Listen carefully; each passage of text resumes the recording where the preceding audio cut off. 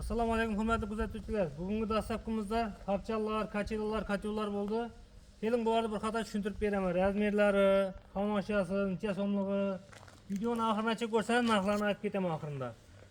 Mana shu tapchanimiz tek qismidan 6 ga 4, tepa qismidan 4 ga 4, so'yqalar 8 ga 8 bo'ldi. Temir gullardan bezalgan. Taxtalarimizning qalinligi 2,5 sm taxtadan bo'ldi.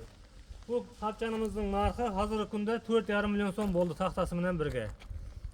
Kimga shunday tapchalar qiziq bo'lsa, telefon qilib murojaat qilinglar. Kachelamizni uzunligi 2,10, balandga qarab 2,10, rekalari 3 sm qalin rekalardan ishlangan spesialniy tapcha kachelar uchun.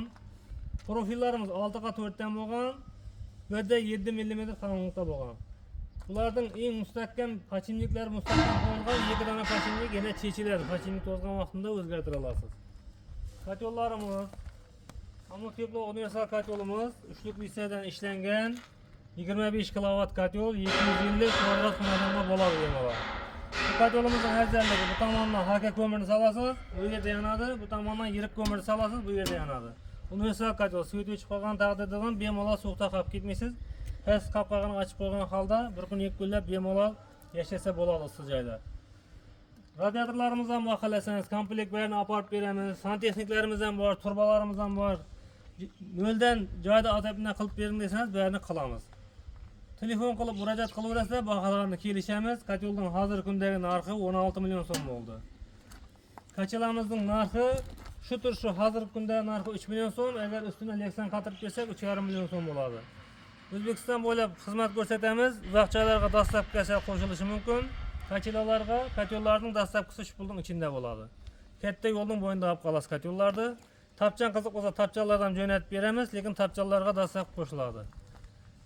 Kimga shunday temir mahsulotlari qiziq bo'lsa, kanalimizga obuna bo'lib qo'ying, podpiska degan joyni bosib qo'ying. Videolarimizga like bosing, savollarni bo'lsa izohlarda qoldiring. Mahsulotlarimizni yukladik. Qaratoqqa qarab haydaymiz nima qilasa.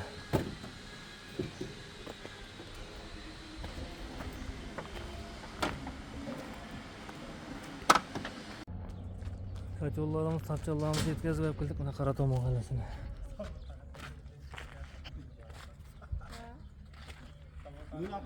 Kachelar, tapchan. Eğer qiziq bo'lsa murojaat qilaverasizlar. Qaratoq mahallasidan bo'lsangiz katyolni kelib ko'rsangiz bo'ladi. Samat degan yigitning uyiga keldim.